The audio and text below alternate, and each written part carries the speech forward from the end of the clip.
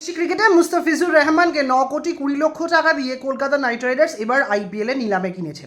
এবারে কলকাতা নাইট রাইডার্সের দলে মুস্তাফিজুর রহমানকে নেওয়ার ফলে কি বড় বিপদে পড়তে চলেছে কলকাতা নাইট রাইডার্স?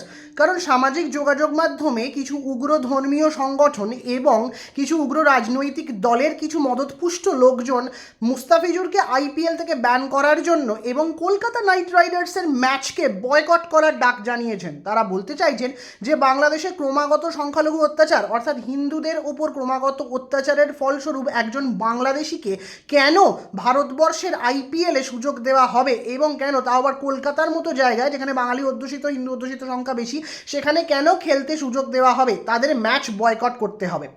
এর প্রসঙ্গে বিজেপি নেতা উত্তরপ্রদেশের বিজেপি নেতা সঙ্গীত সোম, যিনি শাহরুখ খানকে দেশদ্রোহী বা গদ্দার বলেছেন, কেন তার দল মানে তিনি তো কলকাতা নাইট রাইডার্সের মালিক, তিনি তার দল 9,20,00,000 ভারতীয় মুদ্রায় একজন বাংলাদেশি ক্রিকেটারকে কলকাতা নাইট রাইডার্স দলে নিয়েছেন। তাই কলকাতা শ্যামাপ্রসাদ মুখোপাধ্যায়ের শহর, সেটা হিন্দুত্বের একটা বড় ঘাঁটি তারা মনে করেন এবং সেখানে কেন একজন বাংলাদেশিকে কলকাতা নাইট রাইডার্স দলে নেওয়া হবে যেখানে ক্রমাগত বাংলাদেশে হিন্দুদের ওপর নির্যাতন বেড়েই চলেছে এবং তাদের ওপর নির্যাতনের মাত্রা ছাড়া হয়ে যাচ্ছে এবং তা সোশ্যাল মিডিয়া সামাজিক যোগাযোগ মাধ্যমে দেখা যাচ্ছে।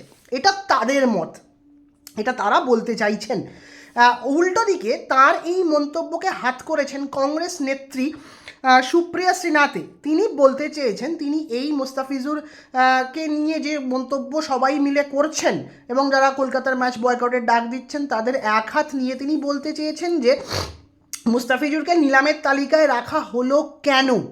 যদি এতই প্রবলেম থাকে তাহলে তাকে নিলামের তালিকায় রাখা হলো কেন সে ব্যাপারে আগে ভারতীয় ক্রিকেট বোর্ডকে প্রশ্ন করা উচিত। আমি স্বরাষ্ট্রমন্ত্রীর ছেলে জয় শাহকে প্রশ্ন করতে চাই, বাংলাদেশি ক্রিকেটারকে নিলামের তালিকায় রাখার সিদ্ধান্ত কেন নেওয়া হয়েছিল? এই প্রসঙ্গ যখন মাথাচাড়া দিয়ে উঠছে, যখন সামাজিক যোগাযোগ মাধ্যমে কেকেআরের ম্যাচ বয়কটের ডাক দিচ্ছে কিছু উগ্র ধর্মীয় সংগঠন, কিছু নেতার উগ্রবাদী মন্তব্য, সেই সময় ভারতীয় বোর্ডের একজন প্রভাবশালী কর্তা জানিয়েছেন বাংলাদেশ কোনো শত্রু রাষ্ট্র নয়, একদমই নয়। তাই একজন বাংলাদেশি ক্রিকেটারের আইপিএলে খেলার ক্ষেত্রে সরকারের পক্ষ থেকে কোনো রকম নিষেধাজ্ঞা বা নির্দেশনা দেওয়া হয়নি।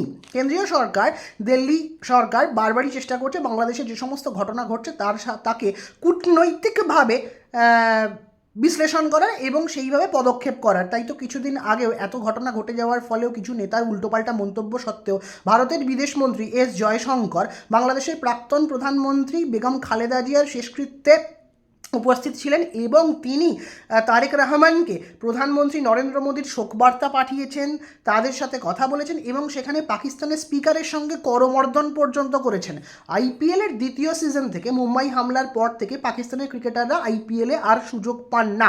সেই নিয়ে পাকিস্তানের ক্রিকেটারদের বহু ক্ষোভ আছে, বহু প্রাক্তন ক্রিকেটারদের। একটা সময় আইপিএলে মোহাম্মদ হাফিজ, সালমান বাট, সোহেল তানভীর, শোয়েব আখতার, শোয়েব মালিক, শাহিদ আফ্রিদি, কামরান আকমাল, উমার গুল, এদের মতো বিখ্যাত প্লেয়াররা একটা সময় প্রথম বছর আইপিএল খেলেছিলেন। শোয়েব আখতার কলকাতা দলে আইপিএল খেলেছিলেন, সালমান বাট ছিলেন, উমার গুল ছিলেন, যারা আগুন ঝরিয়েছিলেন। বিশেষ করে শোয়েব আখতার নয়নের মণি হয়ে উঠেছিলেন সৌরভ গাঙ্গুলি। সৌরভ গাঙ্গুলি বলেছিলেন আমার হাফ ফিটেড শোয়েবকে দরকার, তিনি মাঠে নামলেই ম্যাচ বার করে নেবেন। দিল্লির বিরুদ্ধে তার সেই আগুন ঝরানো স্পেল এখনও সবার মনে রয়েছে, যেখানে বীরেন্দ্র সেহবাগ, গৌতম গম্ভীর, এভিডি ভিলিয়ার্সরা বলে তার বলে কুপোকাত হয়েছিলেন। ইডেন গার্ডেন্সের সেই বিখ্যাত ম্যাচটা। সোহেল তানভীর প্রথম বছর রাজস্থান রয়্যালসের হয়ে ক্রিকেট খেলেছিলেন এবং শেন ওয়ার্নের টিম সেই বছর চেন্নাইকে হারিয়ে প্রথমবার চ্যাম্পিয়ন হয়। সালমান বাট কলকাতায় ছিলেন। শাহিদ আফ্রিদি ডেকান চার্জার্স দলের টিমের হয়ে খেলেছিলেন। এই তো গেল আইপিএলে পাকিস্তানিদের কথা। বাংলাদেশিদের মধ্যে সবথেকে সফল আইপিএল ক্রিকেটার হলেন সাকিব আল হাসান, যিনি দীর্ঘদিন ধরে সানরাইজার্স হায়দ্রাবাদ, কলকাতার হয়ে তিনি খেলেছেন এবং তার ট্রফি ক্যাবিনেটে একটা আইপিএল ট্রফি পর্যন্ত রয়েছে। অনেকগুলো উইকেট, অনেকগুলো রান তিনি করেছেন।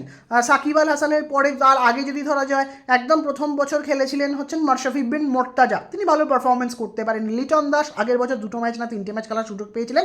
এবছর কলকাতা দলে নিয়ে আসা হয়েছে বাংলাদেশি কাটার মাস্টার ফিজ বা মুস্তাফিজুর রহমানকে।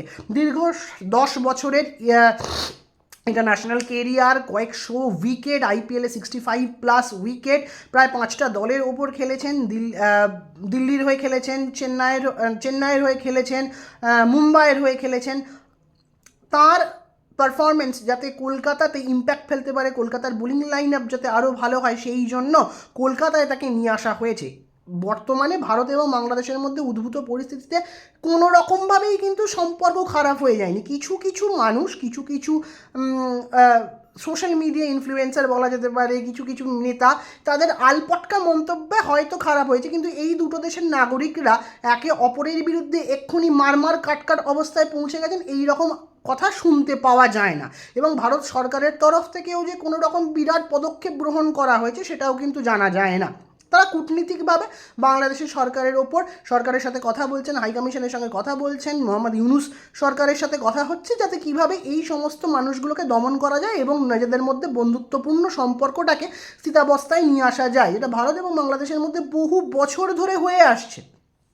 তার মাঝখানে এই রকম কিছু মন্তব্য সম্পর্কের প্রাচীর, সম্পর্কের যে ভিত সেটা নড়বড়ে করে দিতে পারে। কিন্তু বিসিসিআই এই রকম কোনো মনোভাবকেই তারা প্রশ্রয় দেয় না, যেহেতু স্বশাসিত সংগঠন, তারা এখানে কেন্দ্রীয় সরকারের সঙ্গে যোগাযোগ রেখে চলছে এবং নির্দেশ মেনে চলছে। কেন্দ্রীয় সরকার কোথাও জানায়নি যে বাংলাদেশি কোনো ক্রিকেটারকে ভারতীয় আইপিএলে খেলা থেকে বঞ্চিত করতে হবে বা আইপিএলে তাদেরকে রাখা যাবে না। হ্যাঁ, একটা কারণে বিসিসিআই ক্ষুব্ধ ছিল বাংলাদেশ ক্রিকেট বোর্ডের ওপর, কারণ তাদের যতবারই প্লেয়ারদের নিয়ে আসা হতো তাদেরকে কেউ এনওসি দিতে চাইতো না। তাসকিন আহমেদকে অনেকবার কোনো টিম নেওয়ার জন্য ভাবনা চিন্তা করেছে, কিন্তু বাংলাদেশ ক্রিকেট বোর্ড তাকে এনওসি দিতে চায়নি, দিনের পর দিন এনওসি দিতে চায়নি। মুস্তাফিজুর রহমান আগের বছর চেন্নাইয়ের হয়ে খেলছিলেন, ভালো পারফরমেন্স করছিলেন, তাকে এনওসি দেওয়া হয়নি, তাকে ফিরিয়ে নিয়ে যাওয়া হয়েছে দুর্বল টিমের বিরুদ্ধে খেলার জন্য।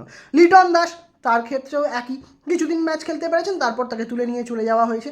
এই জন্য বাংলাদেশ ক্রিকেট বোর্ডের ওপর বিসিসিআই কিছুটা ক্ষুব্ধ ছিল, কিন্তু কোনো প্লেয়ারকে আইপিএলে খেলতে দেওয়া হবে না বা তাকে নিলামে অংশগ্রহণ করতে দেওয়া হবে না, এরকম কোনো রকম নির্দেশ কেন্দ্রীয় সরকারের তরফ থেকেও নেই এবং বিসিসিআইও এই রকম কোনো রকম নির্দেশ চাপিয়ে দেয়নি। এই মুস্তাফিজুর রহমান আইপিএলে খেলবেন, কলকাতার হয়ে খেলবেন এবং কলকাতায় তিনি টিমের হয়েও খেলবেন, এটা সবাই জানে বর্তমানে পরিস্থিতি অনুযায়ী। ভবিষ্যতে কী পরিস্থিতি হবে তার দিকে নজর রাখতে হবে এবং সেই সমস্ত খবর আমরা জানতে পারব।